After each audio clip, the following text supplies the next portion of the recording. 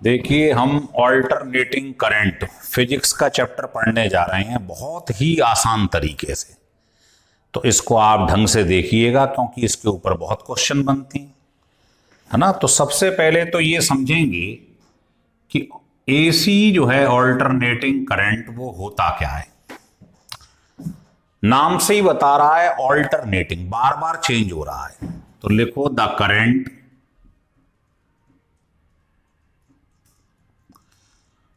whose magnitude and direction changes with time। Time के संग इसकी वैल्यू चेंज होती चली जाएगी, है ना। जैसे आप ये देखें,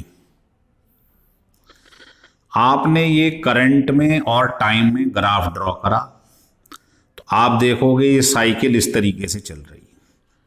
positive direction, negative, positive negative, change होती जा रही है। और जितना मैग्नीट्यूड ऊपर है उतना ही नीचे है, बार बार अपनी साइकिल को रिपीट कर रही है after a fixed interval of time. बना लीजिएगा।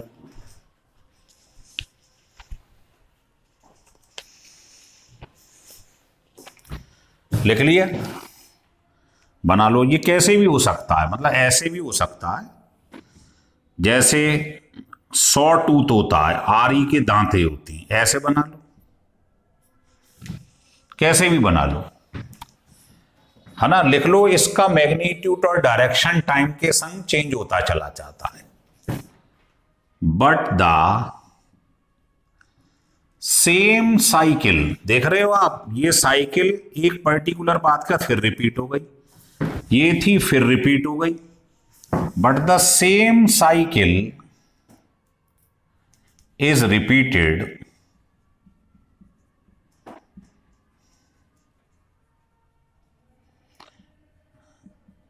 आफ्टर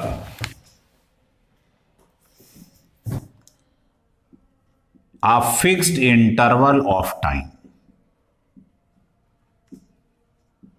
ये इसकी प्रॉपर डेफिनेशन।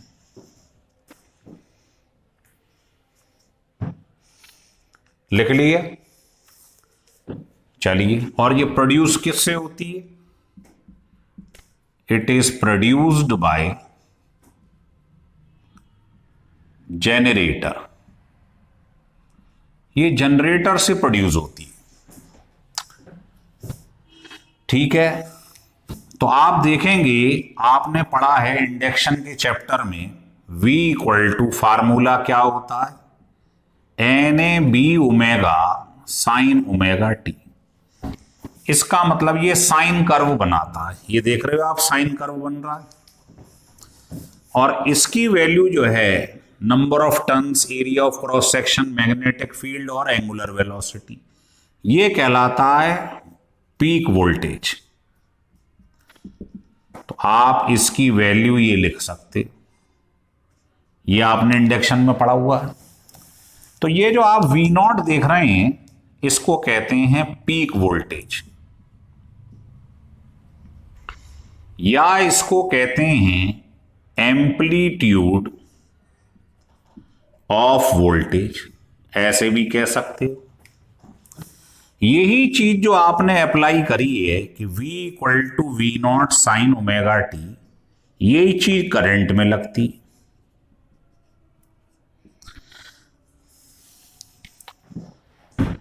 ठीक है, लिख लीजिएगा। इसका मतलब ये यहां से चला और ये एक साइकिल इसने पूरी कर ली यहां से यहां तक। तो बताओ इसमें जो टाइम लगता है उसको टाइम पीरियड कहते हैं। तो बताओ इसमें क्या करा, आधी साइकिल, तो ये T/2 है। इसमें पूरी साइकिल।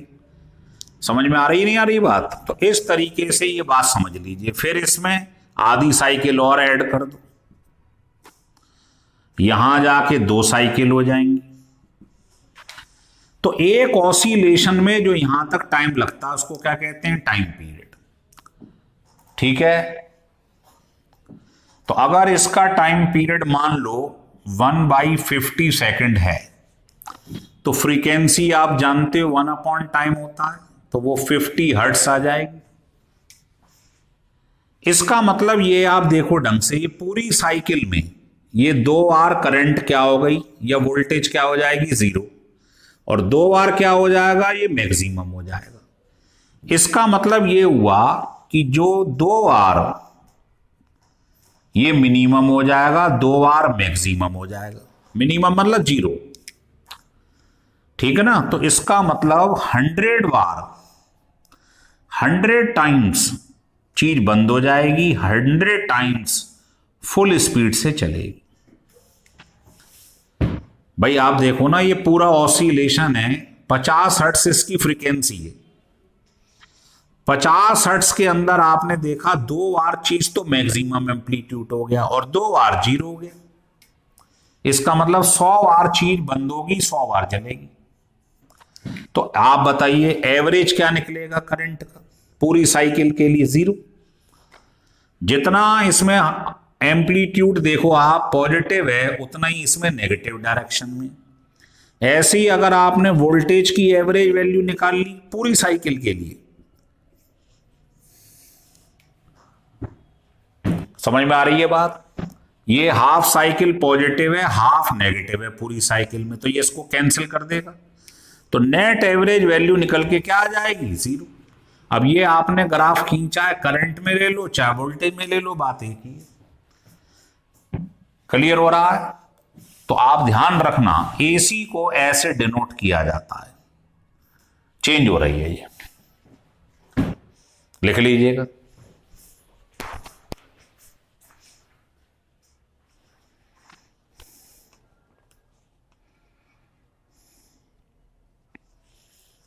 बना लिए।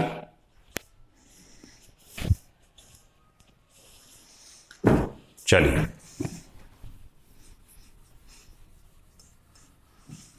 अब इसमें एक बात ध्यान रखिए, आप देख रहे हो आधी साइकिल में ये क्या कर रहा है, पॉजिटिव डायरेक्शन में जा रहा है, आधी में नेगेटिव जा रहा है ना। तो नेट इसमें वैल्यू क्या निकल कर आ रही है, 0। तो यहां नोट करके लिख लें, द एवरेज वैल्यू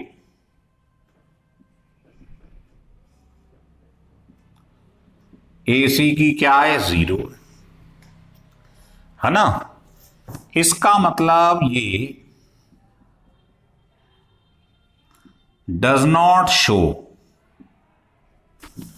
क्या होगा, ये शो नहीं करेगा मैग्नेटिक, समझ रहे हैं बात को, या ट्रांसफार्मर में से यूज नहीं कर सकते हो, या चार्जिंग ऑफ बैटरी में यूज नहीं कर सकते।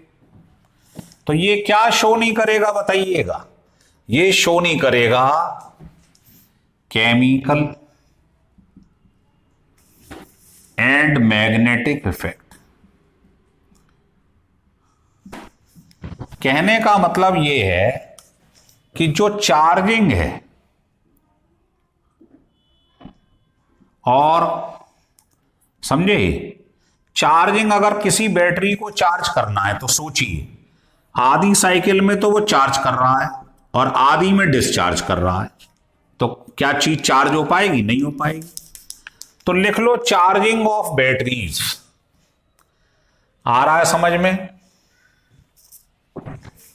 और इलेक्ट्रोप्लेटिंग,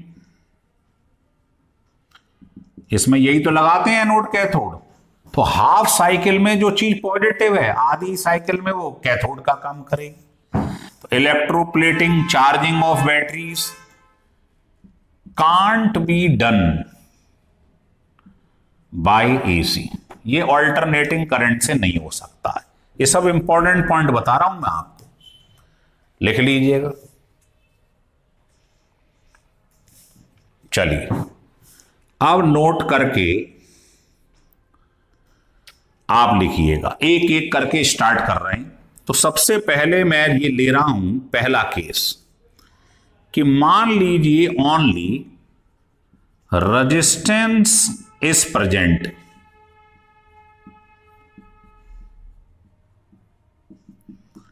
इन द सर्किट।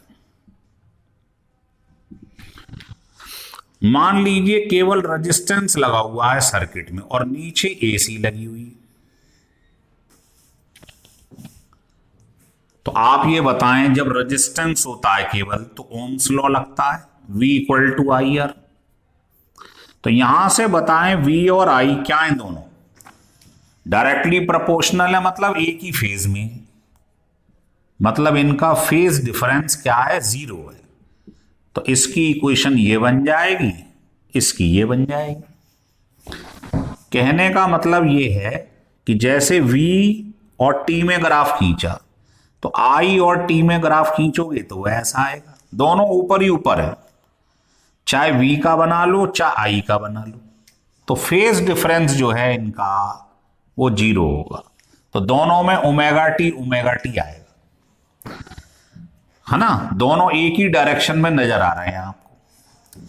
इसका मतलब ये है कि अगर मैं यहां पर इसकी बात करूं टाइम के संग, वोल्टेज का या करंट का, आप देखें तो दोनों का, यही बता दे रहा हूं, इसी को छोड़ दो, तो दोनों में आप देखोगे टाइम के संग ग्राफ आप ड्रॉ करोगे, वोल्टेज इसका दोनों ऊपर की डायरेक्शन में या नीचे की डायरेक्शन में आ रहे हैं। इसका मतलब आपके पास पावर जो होगी इस समय मैक्सिमम होगी, क्योंकि पावर होता है वोल्टेज इनटू करंट और दोनों एक ही डायरेक्शन में, तो ये और ऊपर हो जाएगी पावर निकालोगे तो। समझ में आ रहा है?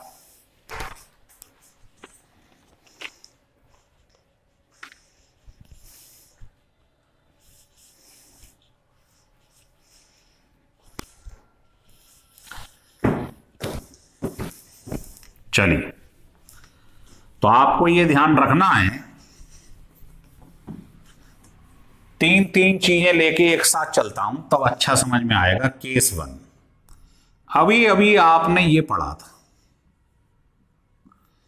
ये AC लगा दी, ये रेजिस्टेंस है। दूसरे में मान लो यहां पर इंडक्टर लगा हुआ है L,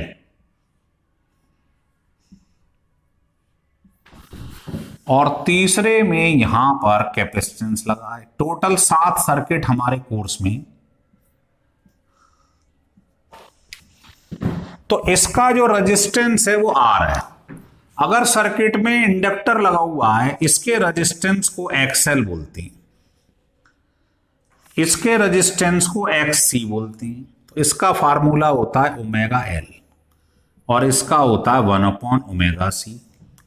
ओमेगा आप जानते हैं खूब भली भांति, ये होता है, L क्या है, सेल्फ इंडक्टेंस है, हेनरी। तो आप सोचिए, डायरेक्ट करंट जो होती है डायरेक्ट, उसकी फ्रीक्वेंसी क्या होगी, उसमें तो ऑसिलेशन नहीं है, 0।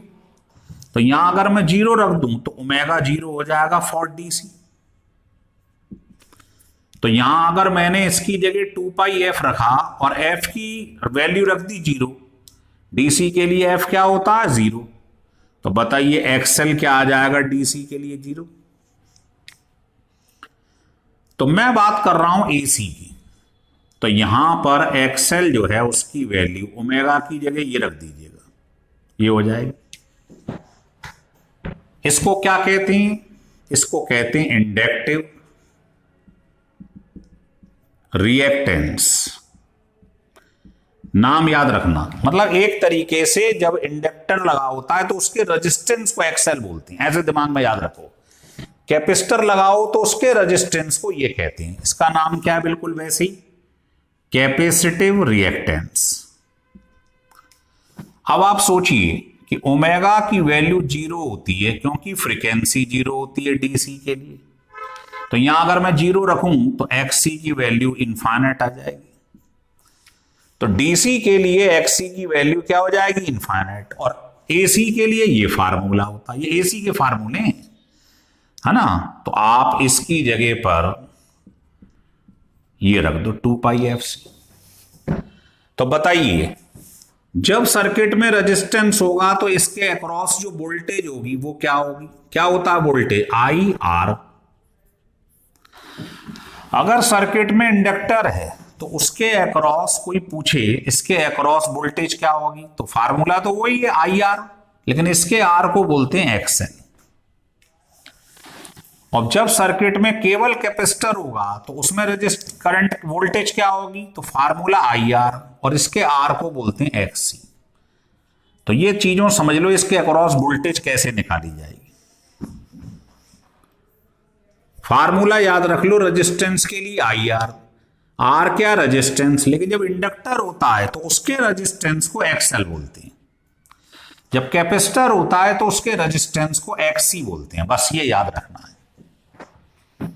हो रहा है क्लियर?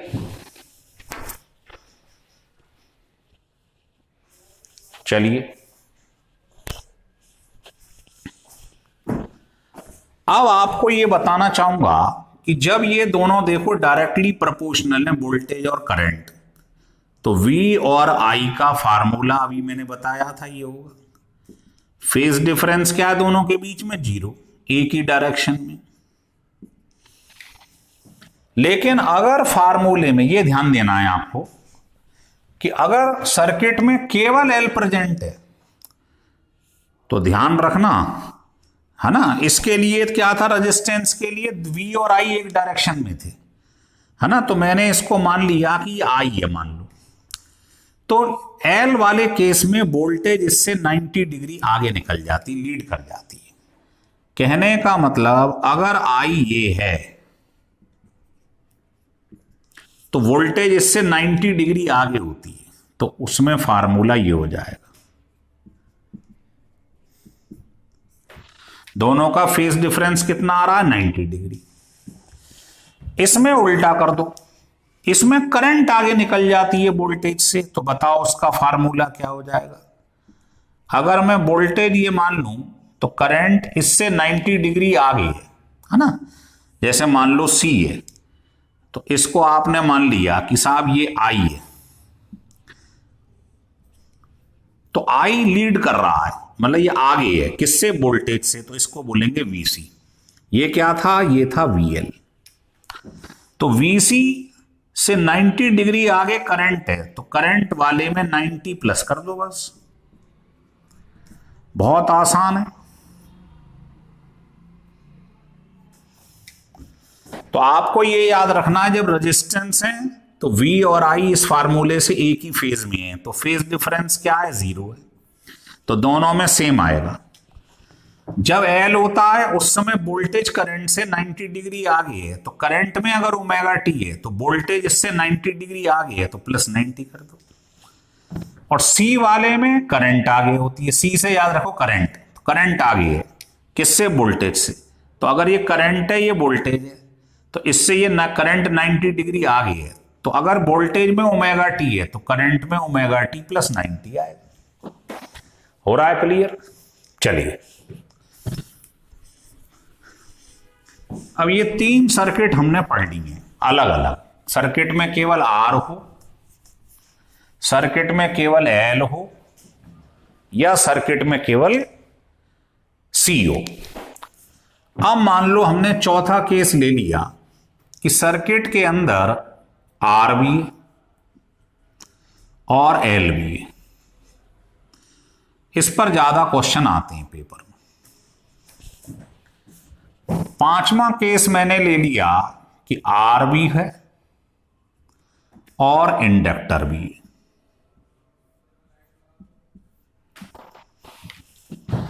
तो क्या करेंगे? कुछ नहीं करना है आपको, है ना। अपने दिमाग में शॉर्टकट की ये है, याद रख लो। देखो जब रेजिस्टेंस था केवल तो V और I एक डायरेक्शन में थे R के लिए, और जब इंडक्टर था तो वो इससे 90 डिग्री आगे था, और जब कैपेसिटर था तो ये आगे था। यही पढ़ा है आपने भाई। देखो अगर मैं इसे I मान लूं, V और I एक डायरेक्शन में होते हैं रेजिस्टेंस में, तो I से V L वाले केस में 90 डिग्री आगे है, और अगर ये I है ये V है, तो आप जानते हो ये वोल्टेज जो है C की पीछे होगी करंट से 90 डिग्री। बस ये याद रखना है। अब जैसे मैं बात कर रहा हूं आपसे L की और इसकी, इसमें ये ले रहा हूं L की और R की बात कर रहा हूं। देखो L की और R की, तो आप अपने दिमाग में से इसको हटा दो। ये है ट्रिक। बताओ इन दोनों का फाइनल वोल्टेज क्या आएगा? ये दोनों परपेंडिकुलर हैं, तो ये आ जाएगा, नहीं आ जाएगा? अब इनकी वैल्यू रख दो, तो बताओ ये क्या होता अभी बताया था मैंने, आई आर। ये क्या है, आई एक्सएल, है ना। और ये V जो है ये क्या है, फाइनल वोल्टेज, दोनों का इकट्ठा रिजल्टेंट। इसको लिख दो I, इसके रेजिस्टेंस को बोलते हैं Z, इंपीडेंस। तो I कट जाएगा, कॉमन ले लो। तो ये फार्मूला इंपीडेंस का आ गया। इंपीडेंस का मतलब होता है टोटल रेजिस्टेंस, है ना, टोटल रेजिस्टेंस, मतलब दोनों का मिला के जो रेजिस्टेंस है उसको बोलते हैं Z। तो अब बताओ, अगर यहां से निकालना हो AC से जो करंट चल रही है, तो करंट क्या होता है, वोल्टेज अपॉन रेजिस्टेंस। तो रेजिस्टेंस की जगह आप Z लिखोगे। अब आपको वोल्टेज दे दी जाएगी, मान लो 220 दे दी, और टोटल Z इस फार्मूले से निकाल लेना। बस इसी टाइप के सवाल पेपर में आते हैं। एक्सेल कैसे निकालते हैं अभी मैंने बताया था, ओमेगा L 2 पाई FL। L जानते ही हैं, सेल्फ इंडक्टेंस हेनरी में दिया होगा, फ्रीक्वेंसी दी होगी हर्ट्ज में। एक्सेल निकाल के यहां रख देना, रेजिस्टेंस मालूम है, करंट निकल आएगी। यही पूछता है अगर दोनों हो तो कितनी करंट फ्लो कर रही है, वोल्टेज दे देगा। तो याद रखने का तरीका कुछ मत करो, ये दोनों हैं तो पहले फिगर बना लो। R तो हमेशा यहां रहेगा ही, L दिया हो तो ऊपर लिख दो, C दिया है तो नीचे लिख दो। जैसे मान लो ये एग्जाम्पल है, कैसे करेंगे बताओ जरा। यहां क्या ये, यहां ये है, यहां L था। अब इन दोनों का रिजल्टेंट क्या होगा, V। बस कुछ नहीं करना है आपको, बताओ टोटल V क्या होगा। दो चीज परपेंडिकुलर हैं तो कैसे निकालते हैं बताइए, ऐसे लिख देंगे। अब आप इनकी वैल्यू रख दो, आपको बताई हुई है। इसकी वैल्यू क्या होती है, IR, इसकी क्या होती है, IXC। इसकी जगह लिख दो V क्या है, टोटल IR, R होता है नेट रेजिस्टेंस, Z कहलाता है। तो Z निकल आएगा इंपीडेंस काट के। तो Z की वैल्यू ये आ गई। XC होता है 1/ωc, याद है। तो अगर तुम Z निकालना सीख गए इंपीडेंस पर तो कुछ नहीं है। अब आपसे कोई पूछे करंट कितनी चल रही है, करंट V/Z होती, V/R, R आप निकाल चुके। अब आपसे कोई मान लो इसमें ये पूछ ले कि tan थीटा बताओ कितना होगा, तो लाइन खींच लो, बताओ tan थीटा क्या होगा। परपेंडिकुलर अपॉन बेस, तो परपेंडिकुलर क्या है, VL, बेस क्या है, VR। इनकी वैल्यू रख दो, ये आ गया tan थीटा निकल कर। रिजल्टेंट का ओरिजेंटल VR से कितना एंगल है, ऐसे इसमें निकाल सकते हो आप। हो गया क्लियर, ऐसे लाइन खींच लीजिएगा। परपेंडिकुलर और बेस कितना है, VR, परपेंडिकुलर क्या है, VC। तो ये निकल आएगा tan थीटा।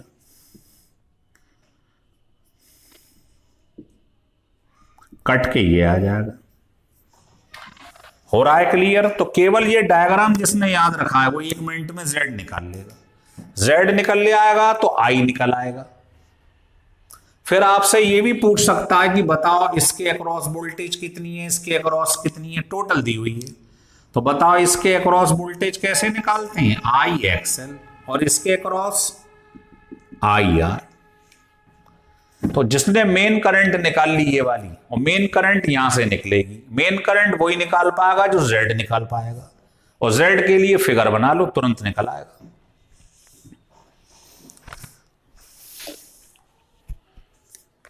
आ रहा है समझ में।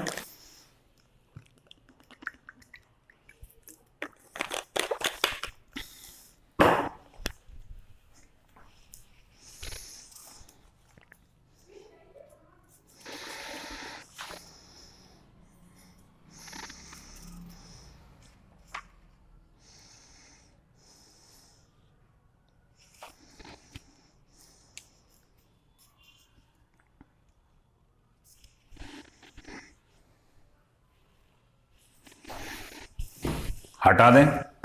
तो ये आपने 5 सर्किट पढ़ ली।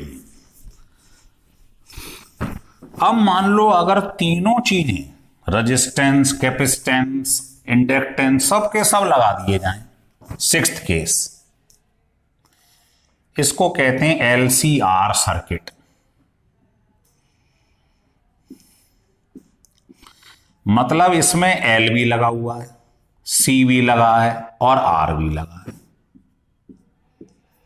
इसको आपने एसी से जोड़ दिया,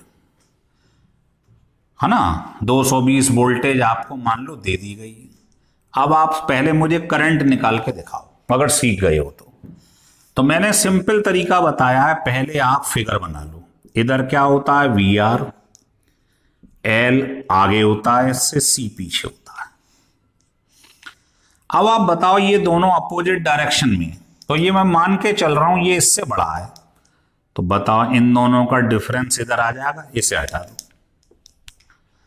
अब आप बताओ नेट वोल्टेज क्या होगी, बोलिए। दोनों का स्क्वायर आ रहा है समझ में, इसका स्क्वायर प्लस इसका स्क्वायर, रिजल्टेंट वोल्टेज। अब आप इसकी जगह रख दो I Z, V equal to I R होता है तो रिजल्टेंट को जेड बोलते हैं, और यहां पर इनकी वैल्यू रख दो I X L, I X C plus I R. I काट दीजिए, तो बताओ नेट रेजिस्टेंस जिसका नाम इंपीडेंस है वो ये निकल आया।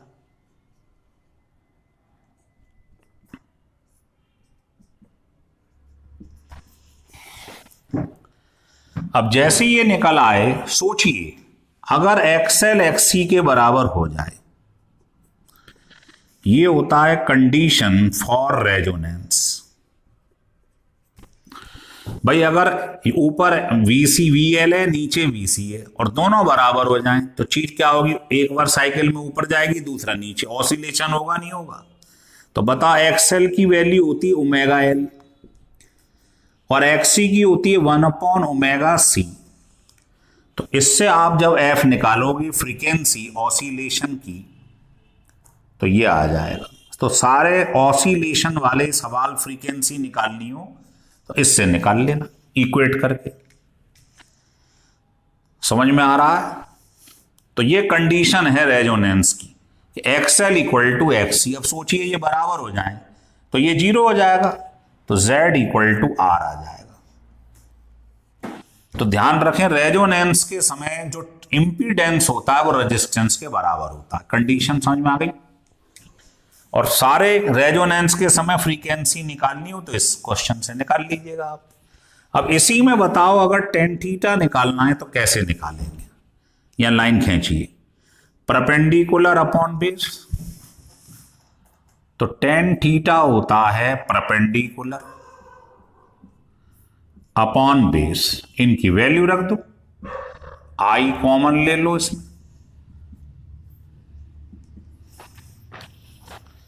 ये कट जाएगा, तो टेन थीटा की वैल्यू एलसीआर सर्किट में ये आ जाएगी। बहुत आसान चैप्टर है ये, अगर ढंग से समझ लो। केवल ये डायग्राम समझ में आ जाए आपके। कुछ डायग्राम के लिए कुछ नहीं करना है, सिंपल बात है। जब केवल रेजिस्टेंस था तो वी और आई एक डायरेक्शन में थे, जब इंडक्टेंस था तो ये 90 डिग्री आगे था आई से, और इंडक्टेंस है तो ये 90 डिग्री पीछे है। बस ये फिगर ध्यान रख लो। कोई सा भी सर्किट आ जाए, अब इसमें रेजोनेंस कब होगा? जब सर्किट में एल और सी तो कम से कम हो ही। मान लो एक सर्किट में और ले रहा हूं, मान लीजिए ये हो जाए, अभी ये नहीं लिया हमने, है ना, 7वें नंबर का, कि अगर सर्किट में मान लो कैपेसिटेंस और इंडक्टेंस हो, एलसी सर्किट, तो भी रेजोनेंस होगा, है ना। कैसे होगा बताइए? सर्किट में एल और सी, आर तो है नहीं तो इसको हटा दो, तो आप कहोगे नेट वोल्टेज क्या आ जाएगी? ये नीचे, आर तो है नहीं, तो नेट जो होगा दोनों का वो क्या होगा? इन दोनों का डिफरेंस अपोजिट डायरेक्शन में। और V क्या होता है? I R. नेट वोल्टेज में Z बोलते हैं इंपीडेंस। ये रख दो उठा के, आई काट दो। इंपीडेंस क्या हो गया बताइए? XC की वैल्यू। अब रेजोनेंस के समय Z क्या हो जाएगा, 0। क्यों? अभी बताया था ये दोनों इक्वल कर देती हैं, ओमेगा L इक्वल टू 1/ओमेगा C, दोनों बराबर हो जाएंगे। इससे आप F की वैल्यू निकाल लो, अभी बताई थी 2πf, यहां रख दो इसकी जगह, तो ये फ्रीक्वेंसी निकल आएगी। तो रेजोनेंस कब होगा, या तो सर्किट में L और C हो या LRC हो। अगर L और C है और ये इक्वल हो गए हैं तो नेट इंपीडेंस 0 आता है रेजोनेंस के समय, और LCR में Z किसके बराबर आ रहा था, R के बराबर। तो ये आपको टोटल 7 बता दिए हमने। अब एक क्वेश्चन मैं आपको बता रहा हूं, वो देख लीजिएगा। क्वेश्चन ये है कि मान लीजिए ये तुम्हारे पास एक सर्किट बना दिया मैंने ऐसे करके। इस टाइप के क्वेश्चन ज्यादा आते हैं पेपर में कि AC है और इसकी फ्रीक्वेंसी 50 हर्ट्ज है, ये 50 माइक्रोफैरड है, ये 20 हेनरी है और ये 20 ओम है। ऐसे बना दिया क्वेश्चन। अब आपसे ये कह रहा है कि ये बताइए कि टोटल करंट यहां से कितनी चली। दूसरा, इन तीनों के अक्रॉस अलग अलग वोल्टेज बताइए और इंपीडेंस निकालिए। तो आपको क्या कैलकुलेट करना है, एक तो टोटल करंट, दूसरा इंपीडेंस, तीसरा तीनों के अक्रॉस अलग अलग वोल्टेज बताना है कितना है। तो कैसे करेंगे सोचिए जरा। सबसे पहले मैंने आपको बताया ये फिगर बना लो, है ना। फिगर बना लोगे तो तुम्हारे पास में रिजल्टेंट वोल्टेज से Z निकल आएगा। ये होता है Z इंपीडेंस, और जब ये निकल आएगा तो उससे I निकाल लेना। टोटल वोल्टेज 220 गिवन है, Z मालूम ही, और फिर आपको ये अलग अलग निकालना है। तो VL क्या होता है, IXL, VR क्या होता IR, तो I निकाल ली ना, टोटल सब में रखते जाओ आंसर आ जाएगा। XL की वैल्यू, XC की वैल्यू हमें मालूम ही है, अलग से निकाल लो। ओमेगा L, F दिया है, L दिया हुआ है, देखो L दिया है, F फ्रीक्वेंसी दी हुई, XC क्या होता है 1/ओमेगा से, F मालूम है, C मालूम है, माइक्रो को चेंज कर लो आप, इंटू 10⁻⁻⁶। तो सारी वैल्यू हमें दी हुई है, पुट करते जाओ आंसर आता जाएगा। तो मुझे लगता है ये वीडियो आपको अच्छा लगा होगा, है ना। इससे आप मैक्सिमम क्वेश्चन सॉल्व कर सकते हैं। अब इसका जो नेक्स्ट लेक्चर बनाएंगे उसमें आपको इसको और न्यूमेरिकल बताएंगे, पावर फैक्टर बताएंगे, है ना। ये सब चीजें अगले वाले लेक्चर में बताएंगे। तो अगर आपको ये अच्छा लगा हो तो इसे सब्सक्राइब और लाइक जरूर करिएगा।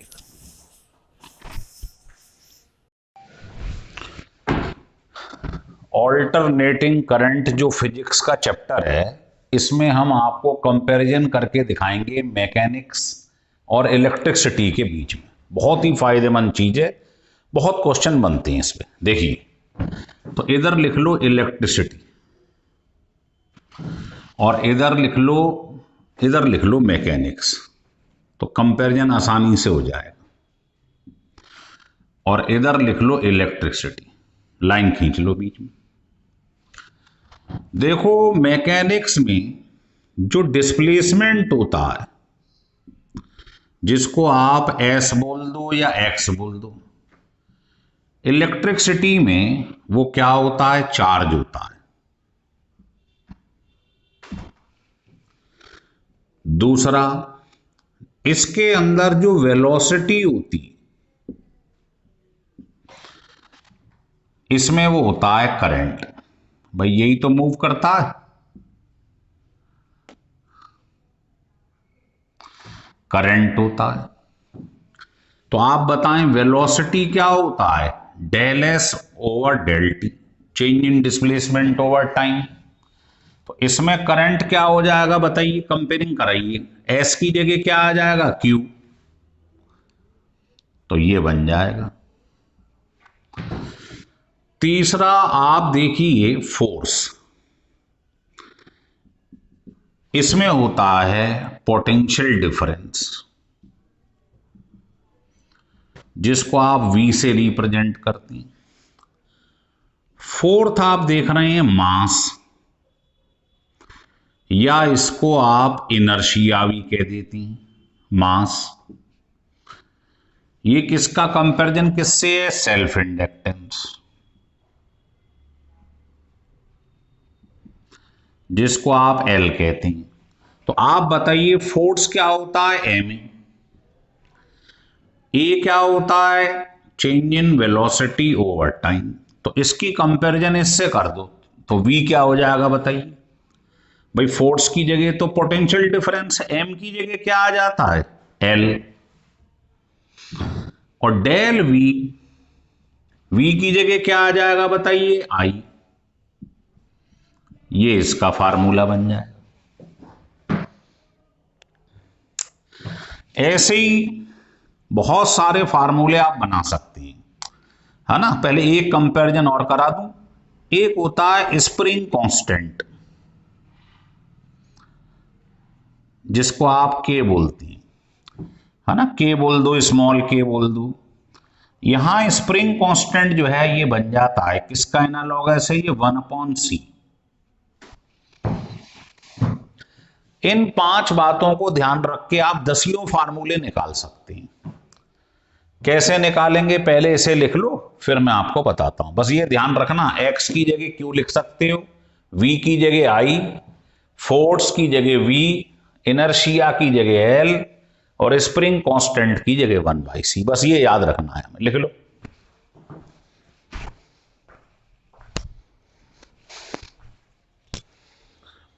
लिख लिया?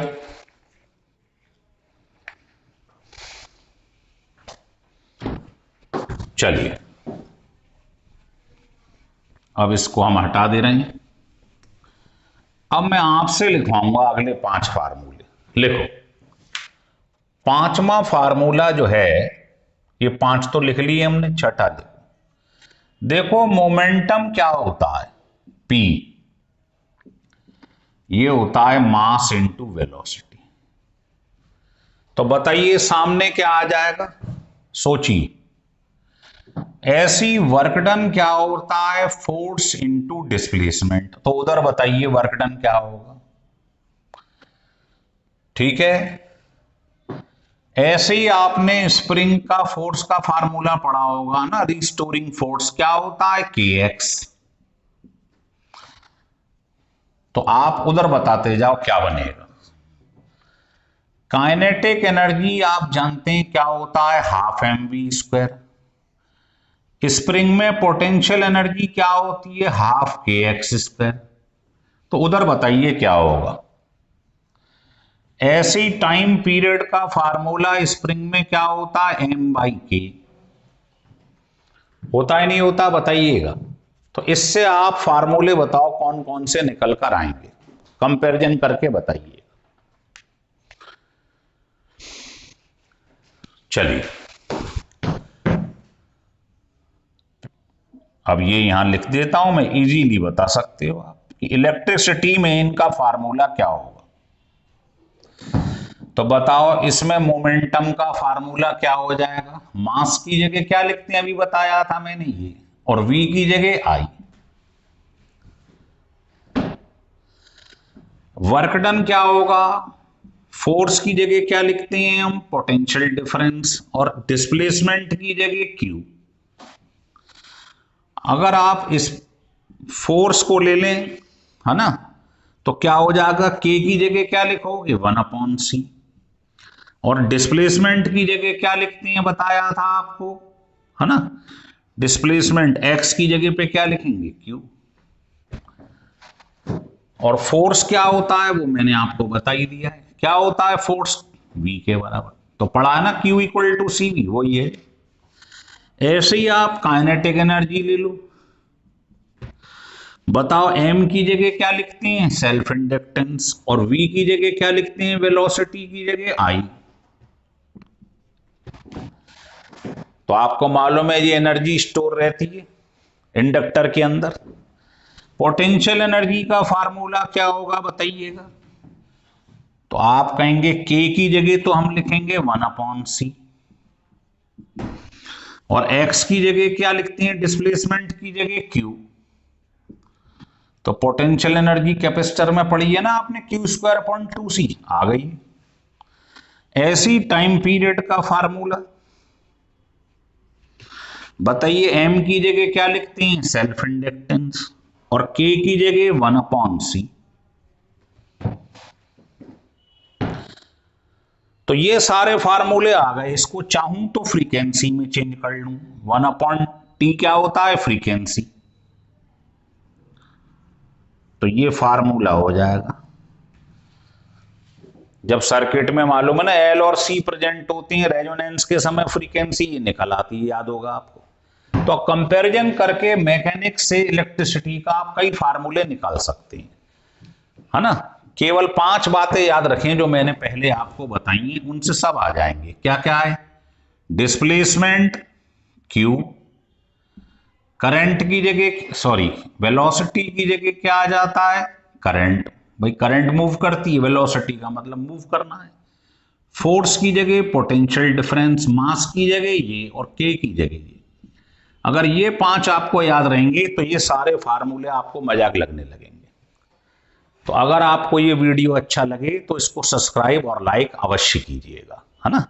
बाकी आपको और डिटेल में जाना हो फिजिक्स में तो आप ऐसा करें, ये मैं आपको बता रहा हूं, हमारे ही ग्रुप की हैं ये, इनका नाम है, लिख लो आपका फिजिक्स चैनल।